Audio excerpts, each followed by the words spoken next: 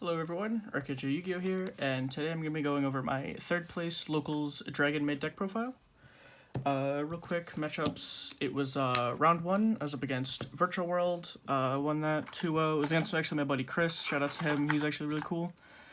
Round 2 I went up against Eldritch DPE. It was actually a weird build, it played like Cyber's Gadget to make Verte. It was interesting. Like it played like the Disciple and Devotee package.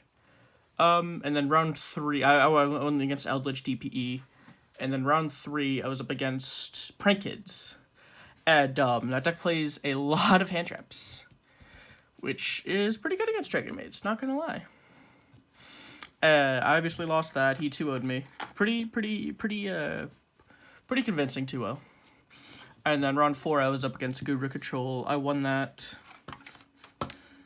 2-0, and ended up getting third place.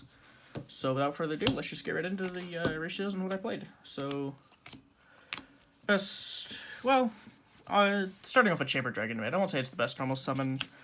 On summon, it searches Dragonmaid spell trap. Should know what this does. Now, on to my opinion, the best normal summon.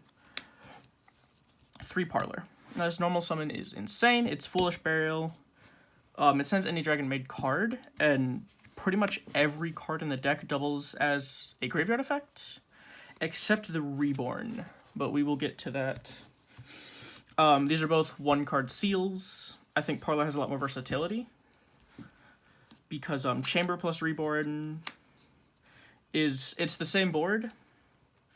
I just like Parlor a bit more. But yeah. Next we have 2 Kitchen and 1 Nurse. I see a lot of people running 3 Kitchen. I don't personally agree with that. I feel like Kitchen, it's the worst one to open.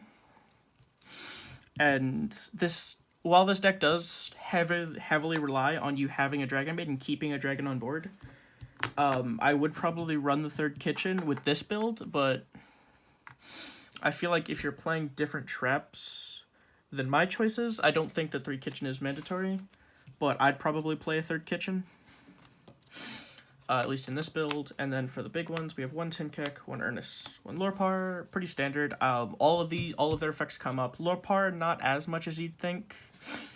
But Tinkek wins games, Earnest wins games. The cards are just insane. Next up, for just other dragons, we're playing Triple Nocto. I'm not playing Phantasme because I feel like it's just not worth it. I've seen a lot of people running Phantasme instead of Nocto. I don't personally agree with that. I feel like Nocto's so much better. It lets you go into spheres. It draws you potential trap card. It's just so good. And then a small little engine that I'm running is Tempest and Gold Sark. So, basically, Gold Sark acts as a 4th copy of Parlor. You banish Tempest, you add Parlor. And then in 2 turns, you get Tempest back to hand. It helps with OTKs, it helps with extension. Even drawing Tempest isn't the worst, because if you draw it, it's an extender. And if you draw it with Parlor, you can pitch them, search any dragon in the deck. I think that's insane. Yeah, I really like this engine. It very much overperformed. Moving on to the rest of the spells, we have 3 Hospitality. Not much to say. It's Reborn. Only thing I don't like about it, it can be ashed, which is unfortunate. But, yeah. And then 2 Changeover. I really like 2 Changeover because hard opening it is not bad because we play 7 high-level dragons, so being able to get a shoe on board before you commit to your normal summon and start your plays is really insane. I personally like 2 Changeover. I wouldn't cut it to 1 because if it gets removed from the graveyard, you lose a lot of what the deck aims to do, which is triggering things like Parlor, Chamber, and Nurse every turn with shoe. And then next, for the rest of the spells, we have Called By, Feather Duster, and Upstart. Standard. This should 100% be a Twin Twisters. I realize that now. But, yeah, Feather Duster should have 100% been a Twin Twisters. This deck hard loses to Floodgates, like there can be only one, stuff like that. Moving on to the traps. triple tidying. You kind of have to play 3. On-field effect is insane. Graveyard effect is insane. It's insane. And then one card that I don't see a lot of people running, but I personally really enjoy is Downtime. I feel like 1 Downtime is fine. It can help unbrick hands if you have traps to back it up, and it can also get rid of back row, which comes up very, very often. Triple Strike. If you're playing a trap deck, you have to be playing Strike. This card is insane going first or second. It's just insane. A triple Imperm, only hand trap in the deck. It doubles as a trap trick target. It is very nice. Last few cards are a couple traps. We have 2 Guard Dragon Cataclysm. This card overperformed. This card is absolutely insane. I'd love to run a 3rd one of this. I'd probably... I actually don't know if I'd run 3 of it, because it does heavily rely on you having a dragon. But when this card came up, being able to tribute things like Seal to trigger Seal effect as well is insane. Now a card that really overperformed, 2 Warning Point. This card is so slept on. I feel like this card is one of the best trap cards of the format. It's Veiler plus no material on summon. I think that's insane. I'd probably cut the 3rd Imperm for the 3rd Warning Point. That's how good it is. And I just play 1 Trap Trick just to round out the 40th card. Yeah, 1 of Trap Trick is a bit weird, but I thought that I'm playing 4 normal traps.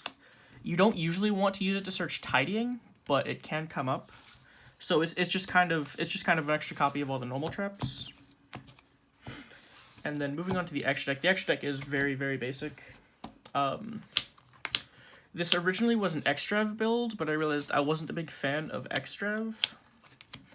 But I never cut these down because I feel like I don't think that you need to play 3 Shu. I mean, yeah, I don't feel like you need to play 3 Shu. I do feel like you need to play 3 House.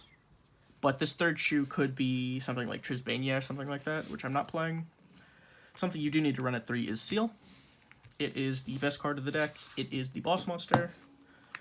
Like 1s, we have Striker and Pisty. The only reason you run Pisty is because Striker's at 1. If I could play 2 Striker, I would. Link 2s, we have Crush Heap. This card, it was originally a Trisbania. I ended up cutting Trisbania because it didn't come up too much, but Crush Heap is actually insane at helping you push for game.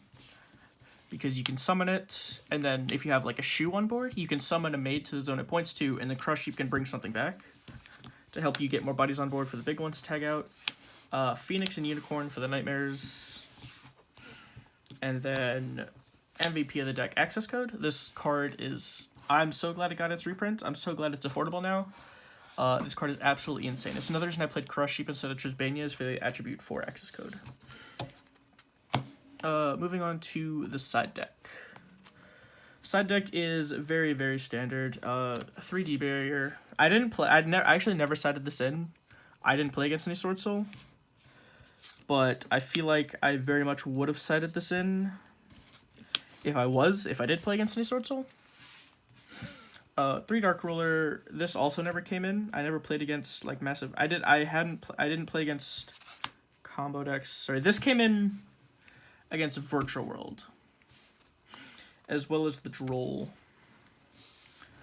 Yeah, I feel like 3 Droll is insane in this deck. It's insane in any deck. 3 Veiler. I kind of just wanted a low impact hand trap going first, and I liked Veiler more than Ash. Because Veiler's not once per turn.